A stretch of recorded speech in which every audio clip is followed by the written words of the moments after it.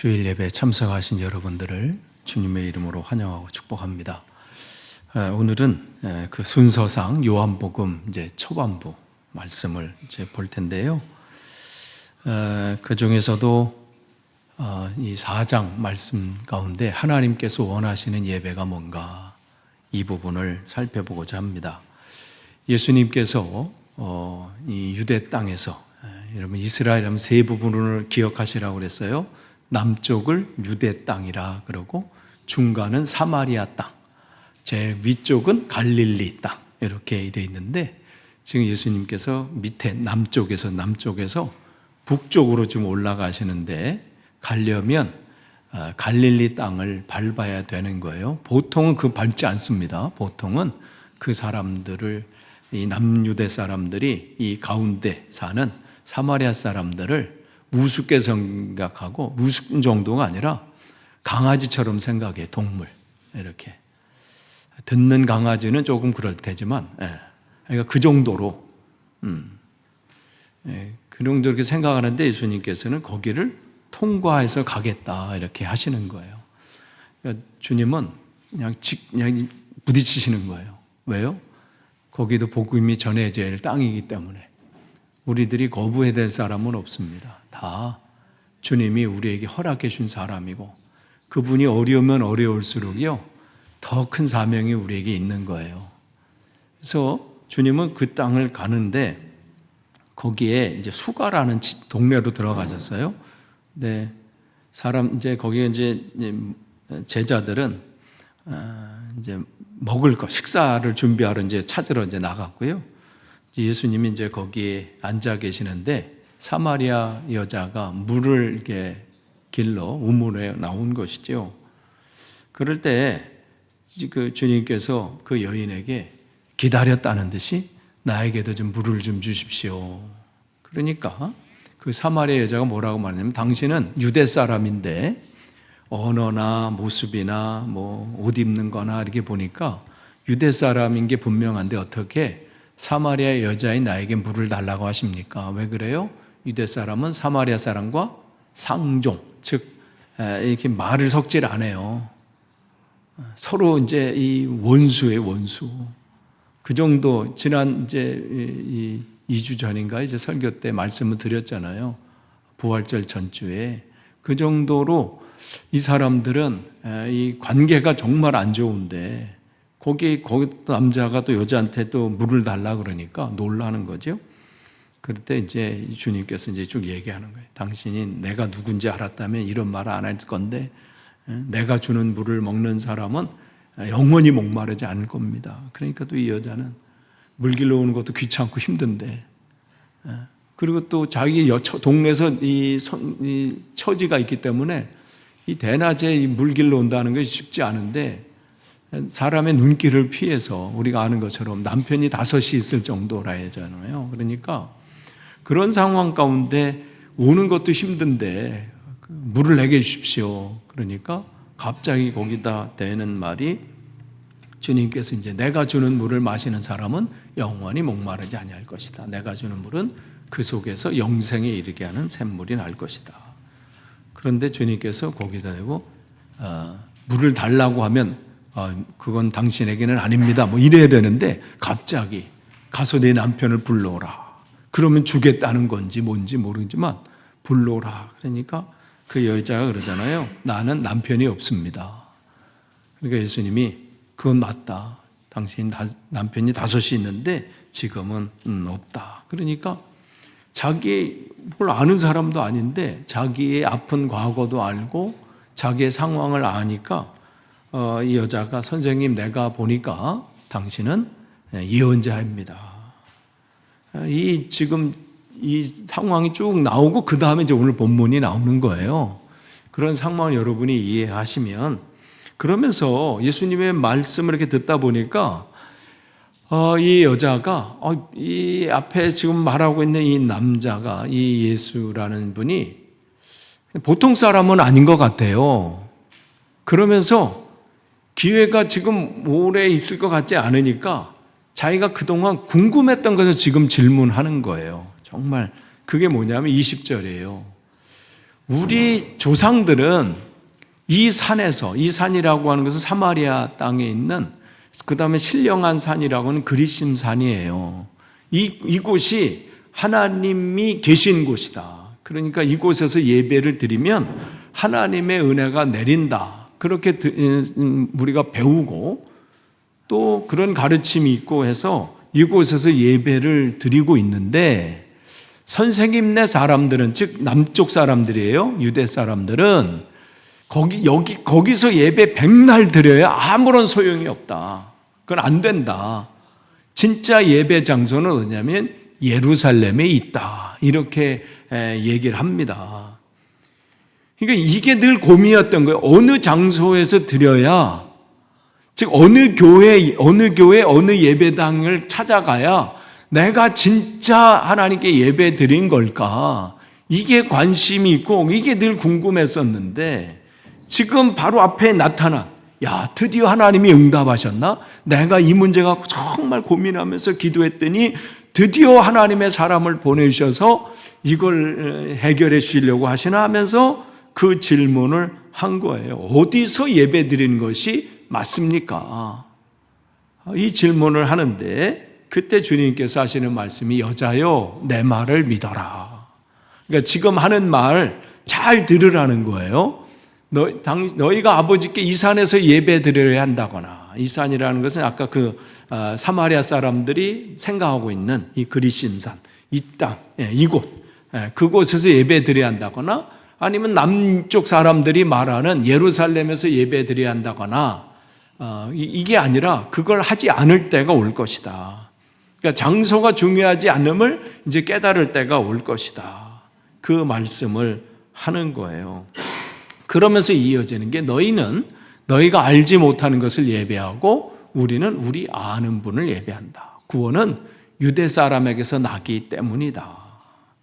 그 말씀을 하는 거예요. 그러면서 참되게 예배 드리는 사람들이 정말 예배를 드리고자 한다면 영과 진리로 아버지께 예배를 드릴 때가 오는데, 지금이 바로 그때다. 하나님께서는, 아버지께서는 이렇게 예배 드리는 사람, 즉 영과 진리로, 예전 성경에는 신령과 진정으로 이렇게 돼 있어요.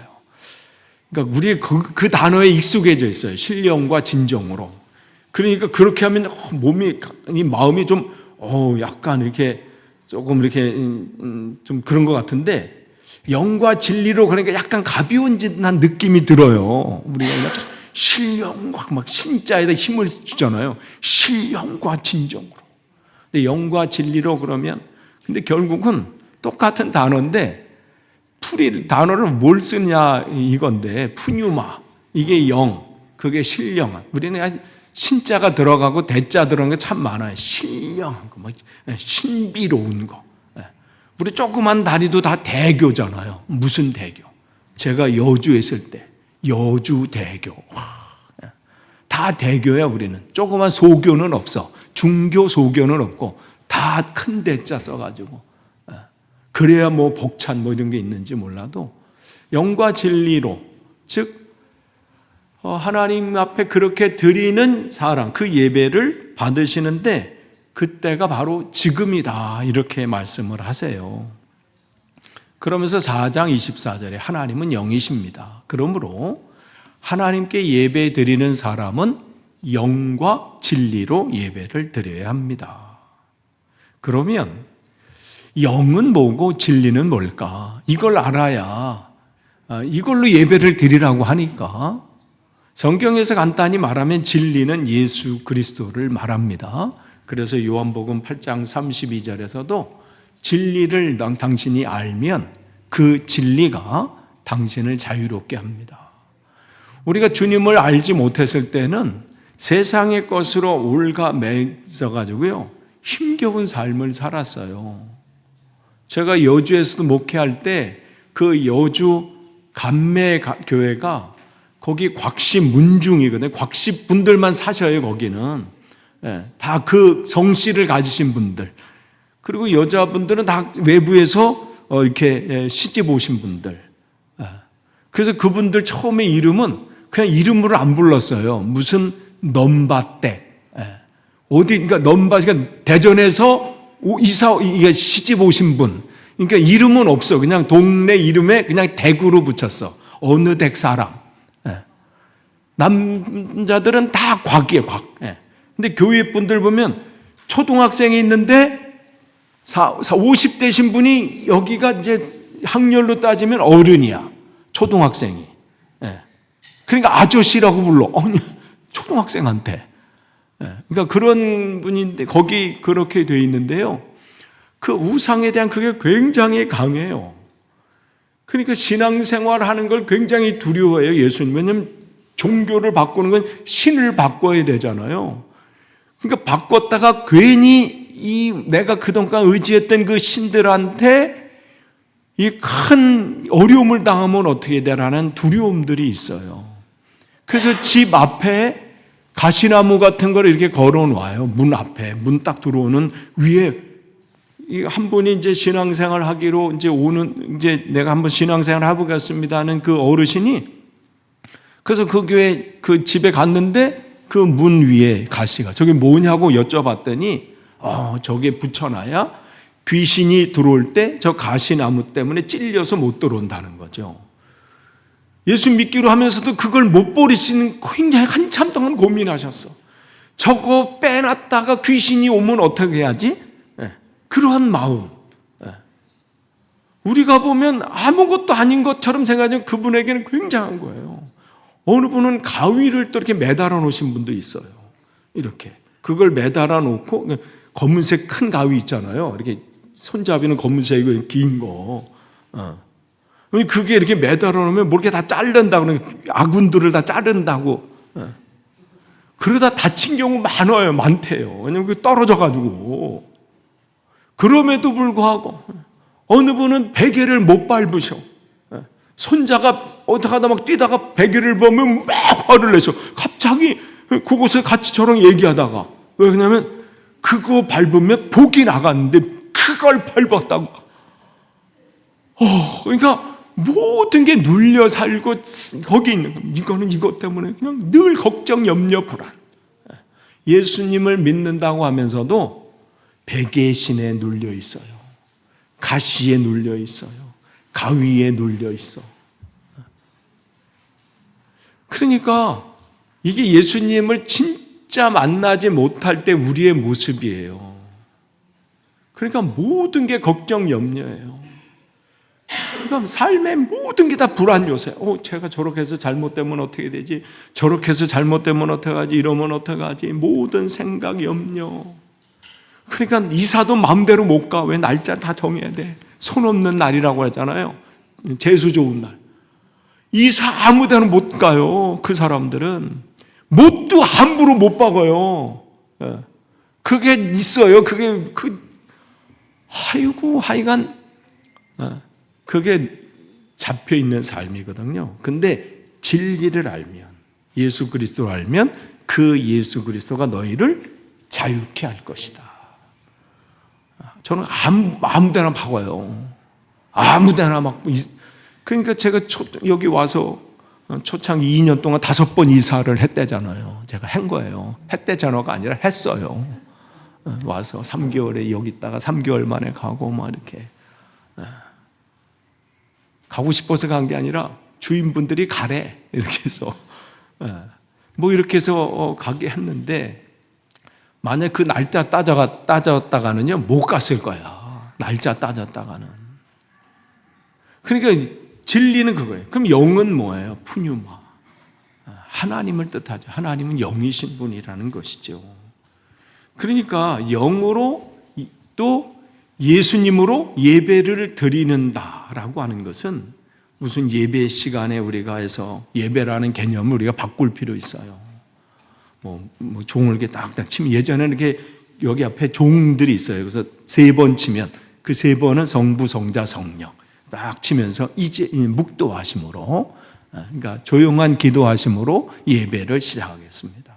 그리고 찬송하고 기도하고 뭐 성가대 찬양하고 설교하고 또 축도함으로 하면 우리가 뭐라고 해? 예배 끝났다. 이렇게. 예배 잘 드렸다. 이런 얘기를 합니다. 그게 예배인가요? 이 부분은 우리가 잘 생각을 하셔야 돼요. 주님께서 뭐라고 말씀하셨어요? 이 산에서도 말고 예루살렘에서도 말고. 그러니까 사마리아 사람들은 원래는 예루살렘 가서 예배 드리고 싶은 마음이 있어요. 그러니까 그 예배 드린다는 것은 특별한 그런 절기 때, 아까 여기 나왔던 6월절이나 이런 땐 거길 꼭 가서 하고 싶은데 그런 것들이 막혔을 뿐만 아니라 남유다 사람이 오는 것을 싫어했어요.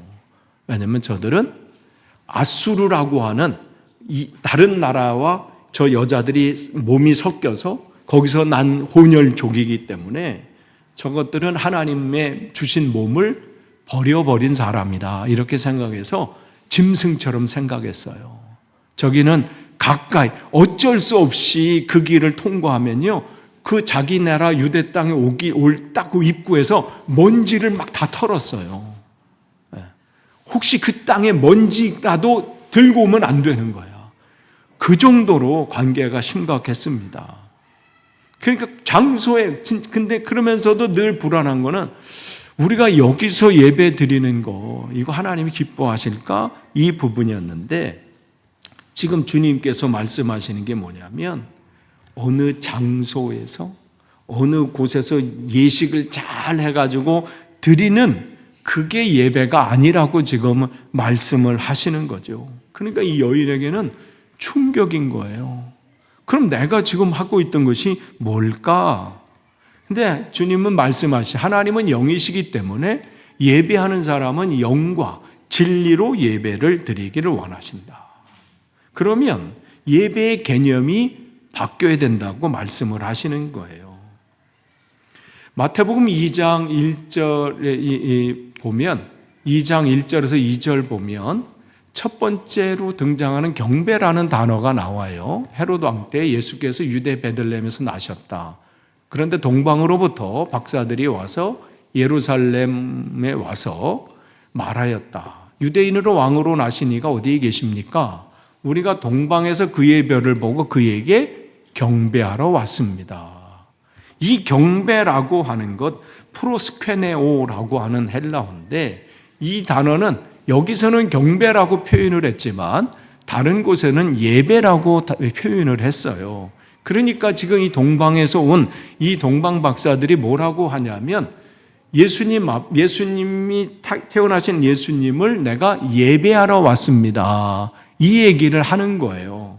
그러면 그들이 예수님이 이제 태어나셨으니까 생일 감사 축하 예배를 드리자 해가지고 3명이 와서 당신이 기도하시고 내가 설교하고 당신은 축도하세요. 뭐 이렇게 하고 왔을까요? 보통 우리 연합 예배 드리고 하면 순서마다 다 한 꼭지씩 맡으시잖아요.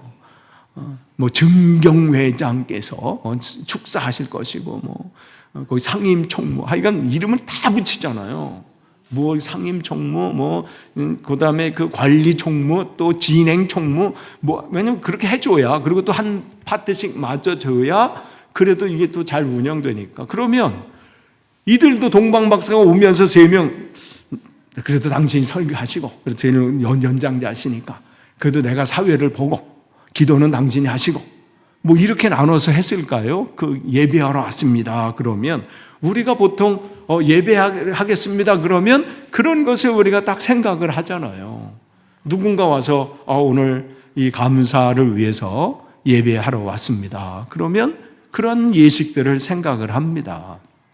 그러면 여기서 말하는 그 경배가 뭔지 이 부분을 우리가 알아요. 이 단어를 언제 썼냐면 이런 단어, 이 단어는 왕정시대 있잖아요. 왕이 있을 때 왕 앞에서 그 백성들이 태어나고 보니까 자기에게 왕이 있는 거예요. 그 왕 앞에 나는 내 기분상 난 저 왕한테 나 복종하지 않아. 이럴 수 없는 거잖아요. 그 왕정시대는 그냥 왕 앞에 왕이 말이 곧 법이 되고 또 거기 앞에 복종하는 것이 그 문화고 그 삶이었죠. 그러니까 이 경배한다는 이 단어의 뜻은 뭐냐면 왕 앞에 내가 내 삶을 당신에게 맡깁니다. 당신한테 내 삶의 모든 것을 헌신합니다. 그러한 각오와 결단, 이걸 경배라 그렇게 얘기해요. 그러니까 예배한다라고 한다는 것은 뭐냐면 내 삶의 모든 것을 하나님 앞에 굴복합니다. 내 삶을 하나님 앞에 헌신합니다. 드립니다. 이 단어가 여기에 들어있는 거예요. 그 부분은 우리가 이해해야 됩니다. 그러니까 절대자이신 나의 삶의 주인이신 하나님께 내 삶을 온전히 드리겠습니다. 내 멋대로 살아가지 않고 하나님의 뜻대로 살겠습니다. 이거를 경배한다, 예배한다 이렇게 얘기하는 거예요. 그러니까 어떤 신하가 와서 내가 당신 앞에 프로스퀴네오 경배합니다 이러면 온전히 당신 말에 복종하겠습니다. 이걸 선서하는 거예요.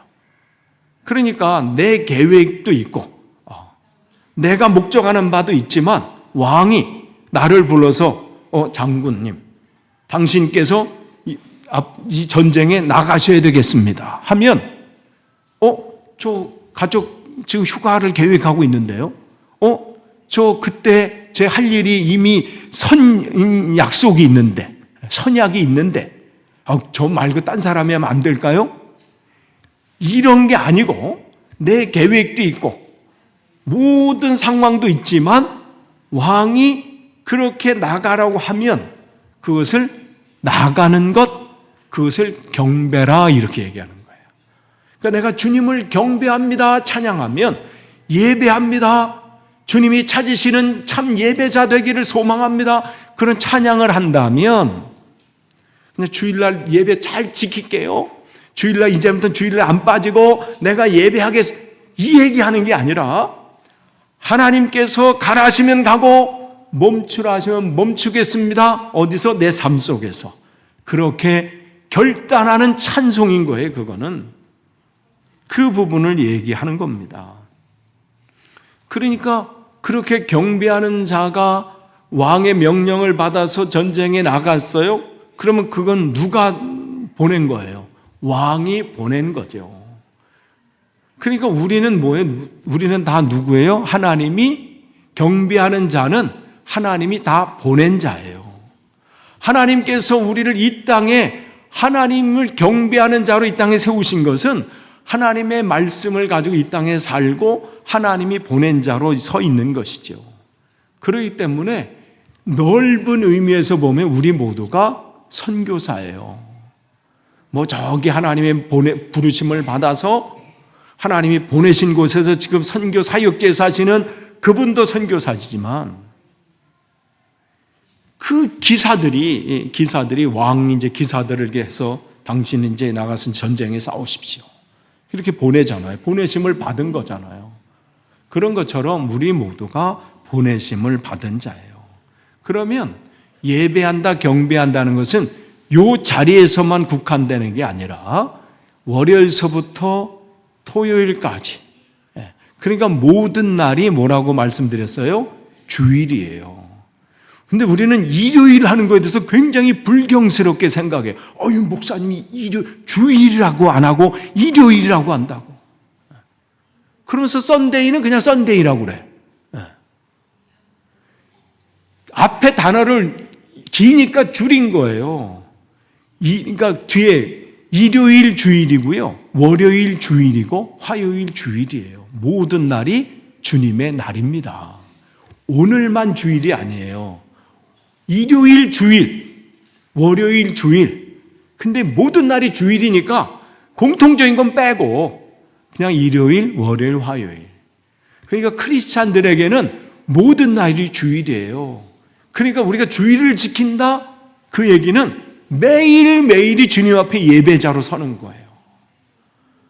그러니까 신령과 진정으로, 즉 하나님을 생각하고 예수 그리스도의 말씀으로 내 삶을 내 순간순간 무엇을 보든지 먹든지 어느 자리에 있든지 누구를 만나든지 그곳에서 주님을 경배하는 자죠. 그곳에서 주님을 예배하는 자입니다. 그럼 모이는 건 필요 없나요, 목사님? 아니죠. 성경에 분명히 말씀합니다. 같이 읽겠습니다. 히브리서 10장 25절 같이 읽습니다. 시작. 어떤 사람들의 습관처럼 우리는 모이기를 그만하지 말고 서로 격려하여 그날이 가까워오는 것을 볼수록 더욱 힘써 모입시다. 지금 이 히브리서 이야기하고 있는 상황은 편안한 시대가 아니에요. AD 70년에서 100년 사이가요, 이스라엘의 그 초대교회 성도들에게 강력한 정말 핍박의 절정의 순간이에요. 그러니까 지금 이들이 모여서 예배한다, 찬송한다는 것은 목숨을 거는 시간이에요. 그 정도 되면요, 그냥 각자 예배 드리세요. 몸도 안 좋고 상황도 안 좋고 지금 너무 위급한데 그냥 그렇게 해서 숨는 사람들이 있었죠. 그런데 교회는 분명하게 얘기합니다. 어떤 사람들의 습관처럼 힘들고 어렵고 지금 상황도 이렇고 문제도 많고 그러니 그냥 그게 아니라 그렇게 해서 모이기를 그만두지 말고 그럴 때일수록 서로 격려하여 그날이 가까워오는 것을 볼수록 주님의 오심을 보면 볼수록 우리가 힘써 더욱 모입시다. 그렇기 때문에 우리 모이는 시간도 중요한 거예요. 왜 모여요? 영적인 양식을 공급받는 시간이에요. 그래야 우리가 경배의 삶을 살 수 있어요. 그래야 예배자로 살 수 있어요. 우리가 육신의 양식도 며칠 못 먹으면 어떻게 해요? 며칠이 뭐예요? 하루에 한 끼나 두 끼 못 먹어도 벌써 막 머리가 핑 도는 것 같고 괜히 그렇잖아요. 그런 것처럼 모임은 양식으로 내가 충만해지는 거예요.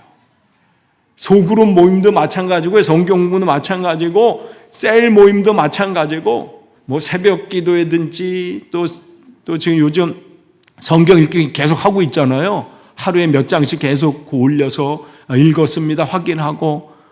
그게 왜 하겠어요? 영의 양식으로 충만해지는 시간이에요. 그것으로 먹을 것이 있어야 어떻게? 내 삶 속에서 월요일도 화요일도 수요일도 하나님 앞에 경배자로 온전히 설 수 있습니다. 그래서 로마서 12장 1절에서 2절 우리 또 같이 읽겠습니다. 시작. 형제 자매 여러분, 그러므로 나는 하나님의 자비하심을 힘입어 여러분에게 권합니다. 여러분의 몸을 하나님께서 기뻐하실 거룩한 산제물로 드리십시오. 이것이 여러분이 드릴 합당한 예배입니다. 여러분은 이 시대의 풍조를 본받지 말고 마음을 새롭게 함으로 변화를 받아서 하나님의 선하시고 기뻐하시고 완전하신 뜻이 무엇인지 분별하십시오. 이게 이 몸으로 드릴 영적인 예배예요. 즉 주님의 몸 되어 사는 것. 언제? 내 삶의 생활 속에서. 지금 이 바울이 생애 마지막에 쓴 편지가 로마서잖아요. 생을 마지막을 되돌아보면서 가장 중요한 게 이 예배인 거예요. 내 생활 어느 곳이든지 세상 사람들이 다 그렇게 하니까 요즘은 다 그렇게 한다니까가 아니라 구별돼서 하나님 앞에 예배자로 서십시오. 그 얘기를 하는 거예요. 그러니까 다른 사람은 어떻게 하나 이거 보지 말라는 거예요. 다른 사람은 어떻게 하나, 다른 교회는 어떻게 하나, 저 사람은 어떻게 하나 보지 말고 다른 사람 보면요 실망밖에 없어요. 그러니까 저도 보지 마세요. 목사님. 누구도 바라보지 마세요. 바라봐야 거기서 거기에요. 여러분이 더 나아요. 누굴 보는 거예요? 주님을 보는 거예요. 주님께서 기뻐하시는 바가 뭘까? 주님께서 원하시는 바가 뭘까? 그러면서 분별하는 것이죠. 그러니까 참된 하나님이 찾으시는 예배자, 하나님이 원하시는 것은 다른 데 없습니다. 주일날 한 번도 빠진 적이 없는데요, 하나님 거기에 관심 있는 것이 아니라 예배 드리고 영적인 음식을 충만히 먹고 이 성전문을 예배당 문을 발걸음는 한 걸음 딛는 그 순간부터 더 관심을 갖고 계세요. 그 생활 속에서 나는 어떻게 사나? 하나님 앞에 경배하는 자로 사나? 하나님이 기뻐하시는 삶을 사는가? 주님께서는 내 안에서 우리를 통해서 하나님의 놀라운 일들을 나타내기를 원하십니다.